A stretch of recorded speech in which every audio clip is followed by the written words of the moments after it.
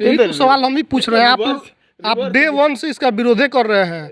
एक भी दिन कांग्रेस जीएसटी के लिए कोई सड़क पर नहीं आई। जैसे ईडी का छापा पड़ता है सोनिया जी पे, राहुल जी पे, पूरा का पूरा कांग्रेस दिल्ली से लेके बिहार तक सड़क पर नहीं। हमारा सवाल ये है कि मोदी ने किसको हराया, आप बताइए। मोदी किसको हरा के प्रधानमंत्री? मोदी जी मनमोहन सिंह को हरा के। उनसे कंपेयरिंग क्यों नहीं कर रहे हैं? राजीव गांधी से क्यों? मनमोहन सिंह जी को फाइनेंस में कौन लाया? भारत की सभी संस्थानों में आरएसएस के चड्डीधारी प्यादों को बैठा दिया है और ये देश के हर एक इंस्टीट्यूशन को आरएसएस को बोल रहे हैं डे बाय डे। एसएसपी साहब ने बोला था, बहुत ट्रोल हुआ। अरे आरएसएस की ऐसी की तैसी। ईडी और एनसीबी का हालात। ईडी सिर्फ पूछने के लिए बुला रही, तो आप लोग हाय तो मचाए हुए, आप करेंगे अरेस्ट कर ले। हम लोग हाय तोबा नहीं मचा रहे हैं। सवाल वो नहीं है। आप लोगों ने नहीं, सवाल वो है ही नहीं। ईडी के कार्यालय पे काली पोती की नहीं। जीएसटी से आखिर क्या दिक्कत है आप लोगों को? जीएसटी आया था तो उस समय तो ठीक लगा, अब क्यों खराब लग रहा है? जितना मजबूती से कांग्रेस अब सड़कों पे नजर आ रहा है, ईडी के खिलाफ, जीएसटी के खिलाफ नजर नहीं आया, नोटबंदी के खिलाफ नजर नहीं आया, कोई कानून आया उस पर नहीं नजर आया। 100 के 1000 के पार हो गया सिलेंडर, तो 2-4 लोग कहीं पोस्टर बने ले खड़े दिखे।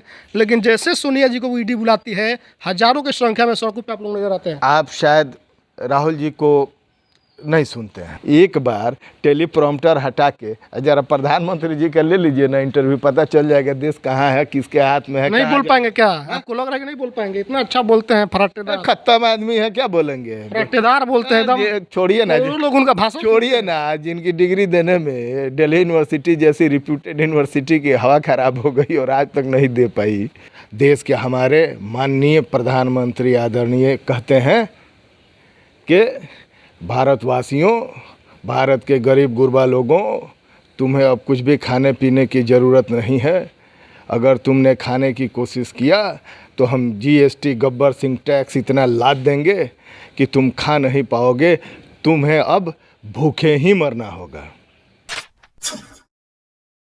नमस्कार, मेरा नाम कैफ है, आप द एक्टिव्स देख रहे हैं। अभी हमारे साथ हैं सिवान कांग्रेस कमेटी के मेंबर जावेद अली, हसनपुरा के प्रखंड अध्यक्ष भी हैं, और इनसे बात करेंगे। कल बिहार कांग्रेस के द्वारा 2-3 ट्वीट किया गया है, 2-3 पोस्ट किया गया उस मामले में। पहला पोस्ट है, जब 50-50 कोस दूर बच्चा रोता है तो माँ कहती है बेटा सो जा और ना जीएसटी लग जाएगा।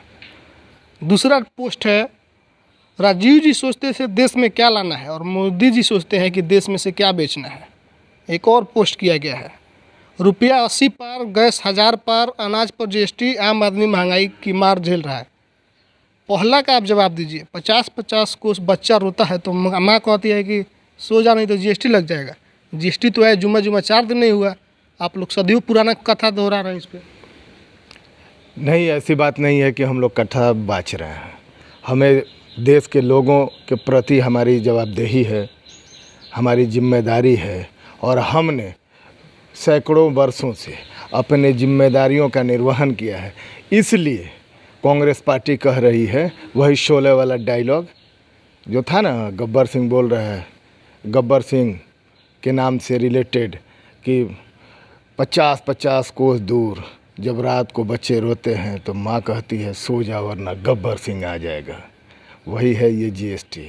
अब देश के हमारे माननीय प्रधानमंत्री आदरणीय कहते हैं कि भारतवासियों, भारत के गरीब गुरबा लोगों, तुम्हें अब कुछ भी खाने पीने की ज़रूरत नहीं है। अगर तुमने खाने की कोशिश किया तो हम जीएसटी गब्बर सिंह टैक्स इतना लाद देंगे कि तुम खा नहीं पाओगे। तुम्हें अब भूखे ही मरना होगा। जीएसटी से आखिर क्या दिक्कत है आप लोगों को? जीएसटी आया था तो उस समय तो ठीक लगा, अब क्यों खराब लग रहा है? किसको ठीक लगा? कांग्रेस पार्टी डे वन से जो जीएसटी लाने का इनका तरीका रहा उसका विरोध करती रही। ये बार बार इनका काम है मुझे चौराहे पे बुला लेना, नोटबंदी में, जीएसटी में रोज़ स्लैब में इधर से उधर करना, ये तरीका नहीं ना है। आप देश के प्रधानमंत्री हैं, बड़े बड़े यहाँ फाइनेंस के जानकार लोग हैं, विपक्ष है, सबसे बात कीजिए और ऐसे तरीके से जीएसटी को इम्प्लीमेंट कीजिए ताकि लगे कि हाँ जीएसटी का इम्प्लीमेंटेशन हुआ है। यहाँ तो जो मर्जी आया वो लाद दिए और बाद में रिवर्स जाना। यही तो सवाल हम भी पूछ रहे हैं। आप डे वन से इसका विरोध कर रहे हैं। एक भी दिन कांग्रेस जीएसटी के लिए कोई सड़क पर नहीं आई। जैसे ईडी का छापा पड़ता है सोनिया जी पे, राहुल जी पे, पूरा का पूरा कांग्रेस दिल्ली से लेके बिहार तक सड़क पे नजर आता नहीं नहीं, हम लोग तो जीएसटी के लिए ही रोड पे थे ना। अभी 21 है। तारीख जुटसा से नहीं थे जितना ईडी के डर से आप लोग सड़क नहीं नहीं नहीं नहीं, ईडी का सांच को आज क्या 7 पुश्तें निकल जाएं भारतीय जनता पार्टी की सोनिया जी और राहुल जी को नेशनल हेराल्ड केस में कहीं से भी 0.01% भी एक्यूज बनाने में उनकी पुश्तें निकल जाएंगी। आज भी कार्रवाई होने वाला है जीएसटी को ईडी का। अरे ईडी का कार्रवाई करने दीजिए ना। मैं तो कह रहा हूं कि अगर उतना ही दोषी हैं, गांधी परिवार से इतनी ही जलन है, तो आप अरेस्ट ही क्यों नहीं कर ले रहे हो डायरेक्ट? या तुम्हारी ईडी क्या कर रही है? ईडी और एनसीबी का हालात। ईडी सिर्फ पूछने के लिए बुला रही, तो आप लोग हाय तो मचाए हुए, आप करेंगे अरेस्ट कर ले। हम लोग हाय तोबा नहीं मचा रहे हैं, सवाल वो नहीं है। आप लोगों ने नहीं, सवाल वो है ही नहीं। ईडी के कार्यालय पे काली पोती की नहीं, जो चीजें इतने सालों से चल रही हैं जिसमें ईडी कुछ भी नहीं निकाल पाई, अब उसी से पूछा जा रहा है जिस पे चोरी का इल्ज़ाम है, जिस पे गबन का इल्ज़ाम है, जिस पे 90 लाख रुपए के गबन का इल्ज़ाम है, वही बताएगा कि हाँ हमने चोरी किया है। आपने क्या किया भैया? एनसीबी ने जैसे ड्रग में शाहरुख खान के लड़के को पकड़ा तो क्या हुआ? टाटा फिश हो गया, उन्हीं को जाना पड़ा। वो जो अधिकारी थे, शाहरुख खान उन्होंने भूल गए, ईडी पर आइए और सोनिया। मैं तो वही बोल रहा हूँ ना, मैं तो एग्जाम्पल दे रहा हूँ। जितना मजबूती से कांग्रेस अब सड़कों पे नजर आ रहा है, ईडी के खिलाफ, जीएसटी के खिलाफ नजर नहीं आया, नोटबंदी के खिलाफ नजर नहीं आया, कोई कानून आया उस पर नहीं नजर आया। 100 के 1000 के पार हो गया सिलेंडर, तो 2-4 लोग कहीं पोस्टर बने ले खड़े दिखे। लेकिन जैसे सोनिया जी को ईडी बुलाती है, हजारों की संख्या में सड़कों पे आप लोग नजर आते हैं। आप शायद राहुल जी को नहीं सुनते हैं। डे 1 से, जब से ये सरकार आई है और जब से इस सरकार ने हर एक इंस्टीट्यूशन को मैनिपुलेट करने की कोशिश किया है, हर एक इंस्टीट्यूशन को बर्बाद करने की कोशिश किया है, राहुल जी ने उस वक्त से लगातार उन्होंने देशवासियों को आगाह किया है और कहा है कि ये लोग भारत की सभी संस्थानों में आरएसएस के चड्डीधारी प्यादों को बैठा दिया है और ये देश के हर एक इंस्टीट्यूशन को आरएसएस को बोल रहे हैं डे बाय डे। एसएसपी साहब ने बोला था, बहुत ट्रोल हुआ। अरे आरएसएस की ऐसी की तैसी, हम लोग जानते नहीं है आरएसएस क्या है। एसएसपी साहब भी नहीं बचे इस मामले में। उनको भी सफाई देना पड़ा। जिस संगठन को राष्ट्रीय ध्वज फहराने में 52 साल लग गए, जो संगठन मुस्लिम लीग के साथ सरकार में रही सिंध से लेके बंगाल तक, उस संगठन की आप बात कर रहे हैं और उस कट्टरपंथी संगठन की बात कर रहे हैं जो मुसलमानों के साथ आज़ादी से पहले सरकार तो चलाती है, लेकिन आज़ादी के बाद कहती है कि नहीं मुसलमान ही सबसे बड़ा खतरा है भारत के लिए। वो मुसलमान जिन्होंने भारत के संविधान को, भारत के महात्मा गांधी जी की आइडियोलॉजी को एक्सेप्टेंस दे के यहाँ भारत में अपने मर्जी से रहने को तैयार हुए, उनको ये लोग ऐसे बोलते हैं। अच्छा, एक और पोस्ट है आप लोगों का कि राजीव जी सोचते थे कि देश में क्या लाना है, मोदी जी सोचते हैं क्या बेचना है। मोदी जी का राजीव जी से कंपेयर क्यों कर रहे हैं? मनमोहन सिंह से क्यों नहीं करते हैं? ना। आपको भी लगता है कि मनमोहन सिंह के लिए? नहीं, उन्होंने बिल्कुल सही कंपेयर किया है। राजीव गांधी जिनको हरा के मोदी जी आए उनसे कंपेयरिंग नहीं। अरे सुनिए तो, राजीव गांधी जी कंप्यूटर क्रांति के जनक, भारत जो डिजिटल इंडिया का स्लोगन ये लोग दे रहे हैं, तो डिजिटल इंडिया बनाने में सबसे बड़ा रोल तो राजीव गांधी जी का है। उन्होंने वही कंप्यूटर लेके आए जिसका विरोध, ये तो बैलगाड़ी से संसद जाने वाले लोग हैं। आप कहाँ अटक रहे हैं? ये लोग बैलगाड़ी से संसद जाने वाले लोग साधन नहीं था तो किसी चीज नहीं, कंप्यूटर के विरोध में, टेक्नोलॉजी के विरोध। लोगों के पास कंप्यूटर था राजीव जी के समय में, अब तो घर घर है। अरे तो कोई लाएगा। अब आप बताइए, आज इतनी यूनिवर्सिटीज़ हैं तो यूनिवर्सिटीज़ को ग्रांट करना है, यूनिवर्सिटीज़ को सारा फंडिंग करना है, यूनिवर्सिटीज़ खोलना, ये सारा काम तो मौलाना अबुल कलाम आज़ाद साहब ने किया, क्योंकि वो प्रथम शिक्षा मंत्री थे। तो ये अब्दुल्ला की शादी में क्या बेगाना? लेकिन आप भी मानते हैं कि मनमोहन सिंह ने इतना काम नहीं किया जितना मोदी जी कर रहे हैं, तभी तो उनसे कंपेयर नहीं है सीधा राजीव गांधी से। अरे ये आरएसएस की चाल है, ये नेहरू की बात करेंगे आरएसएस थोड़े ने पोस्ट किया है, देखिए कांग्रेस के द्वारा पोस्ट किया गया है ये। तो कांग्रेस के द्वारा। हमारा सवाल ये है कि मोदी ने किसको हराया, आप बताइए। मोदी किसको हरा के प्रधानमंत्री? मोदी जी मनमोहन सिंह को हरा के। तो उनसे कंपेयरिंग क्यों नहीं कर रहे हैं? राजीव गांधी से क्यों? मनमोहन सिंह जी को फाइनेंस में कौन लाया? ठीक है, लेकिन अभी कंपेयरिंग क्यों कर रहे हैं? कौन लाया? एक दिन पहले का पोस्ट है। कौन लाया? वो तो पढ़ाते थे ना उनको, इंग्लैंड से लेके कौन आया? लोकतंत्र लाया, देश का लोकतंत्र। लोकतंत्र नहीं, राजीव गांधी जी को इनकी विद्वता पे भरोसा था, इसलिए राजीव जी ने भारत के विकास के लिए इनको वो लेके आए। तो अच्छी बात है, राजीव जी की बात हो रही है तो अच्छी बात है, राजीव जी से लेके और मनमोहन सिंह जी ने।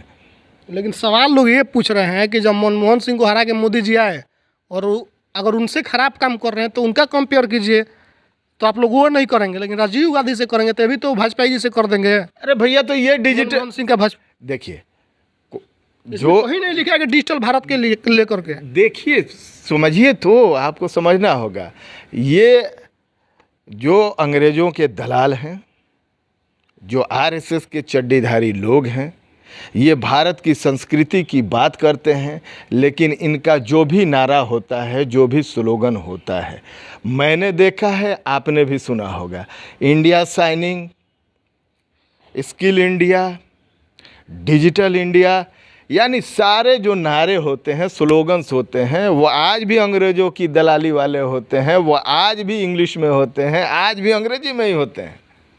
क्या हो गया अगर नेशनल भाषा को अपना रहे हैं तो उसमें क्या दिक्कत है? भाषा की बात कर रहे हैं ना, नेशनल भाषा, राष्ट्रीय लेवल की भाषा। इंग्लिश तो इंटरनेशनल भाषा है। इंटरनेशनल भाषा। ये लोग तो भारत की सभ्यता और संस्कृति के रक्षक हैं, तो इनको अंग्रेजी से इतनी क्यों हमदर्दी है? इनको तो अपना स्लोगन अपनी मातृभाषा में होनी चाहिए। तो यही गुमराह करने का आवरण है।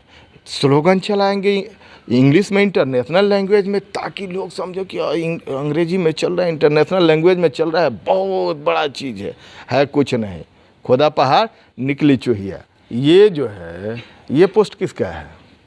कांग्रेस का ही है। कांग्रेस का ही है। तो ये क्यों नहीं दिखा रहे आम जनता को? हम लोग क्या तो है इसमें भी नहीं, हम लोग तो वो दिन भी देखे हैं जब डॉलर 72 रुपया हुआ था, तो सुषमा स्वराज जी कह रही थी, और पूरा भारतीय जनता पार्टी और पूरा आरएसएस की भारत का जो सम्मान है, गरिमा है, वो गिर रहा है। पैसे से जुड़ा हुआ होता है किसी भी देश की गरिमा, उसकी इज्जत, उसकी मान, उसका सम्मान, उसकी प्रतिष्ठा। आज किस बिल में है? आज गरिमा कहाँ है? आज मान सम्मान और प्रतिष्ठा कहाँ है? आज तो मोदी जी को आके कम से कम 8वें साल में एक प्रेस कॉन्फ्रेंस कर देना चाहिए, जैसे आप मुझसे पूछ रहे हैं, जैसे आप लोग राहुल जी से पूछते हैं, जैसे कांग्रेस के किसी भी नेता किसी भी प्रवक्ता से पूछते हैं, विपक्ष के किसी भी नेता किसी भी प्रवक्ता से पूछते हैं। कृपया करके एक बार टेलीप्रॉम्प्टर हटा के जरा प्रधानमंत्री जी का ले लीजिए ना इंटरव्यू, पता चल जाएगा देश कहाँ है, किसके हाथ में है। नहीं बोल पाएंगे क्या? आपको लग रहा है कि नहीं बोल पाएंगे? इतना अच्छा बोलते हैं, फराटेदार खत्म आदमी है, क्या बोलेंगे? फराटेदार बोलते हैं एकदम। छोड़िए ना, लोग उनका भाषण छोड़िए ना, जिनकी डिग्री देने में दिल्ली यूनिवर्सिटी जैसी रिप्यूटेड यूनिवर्सिटी की हवा खराब हो गई और आज तक नहीं दे पाई है? अब उसकी बात आप कर रहे हैं कि फील लेके बोल रहे हैं डिग्री वाली बात पे। हाँ, तो बिल्कुल बोलेंगे, बिल्कुल बोलेंगे, क्यों नहीं बोलेंगे? अब मान लीजिए जिस देश के प्रधानमंत्री की डिग्री फर्जी हो, वो देश तो फर्जीवाड़े में ही लिप्त होगा ना। अच्छा, ये क्या मान लिया जाए कि कांग्रेस ईडी से डर गई है? कांग्रेस ईडी क्या, अगर आसमान से कोई सर्च करने वाली टीम लेके आ जाए मोदी जी, तो भी न कांग्रेस पार्टी की मुखिया श्रीमती सोनिया गांधी जी, न हमारे क्रांतिकारी नेता राहुल गांधी जी किसी कीमत पे आरएसएस और भाजपा से डरने वाले। तो हमारे साथ जावेद अली हैं, कांग्रेस नेता हैं। तमाम मुद्दों पे इनसे बात हुई है। आपकी क्या प्रतिक्रिया है कमेंट करके बताइए। फेसबुक पर देख रहे हैं शेयर कीजिए, यूट्यूब पर देख रहे हैं घंटी बजा को चैनल को सब्सक्राइब कीजिए। धन्यवाद।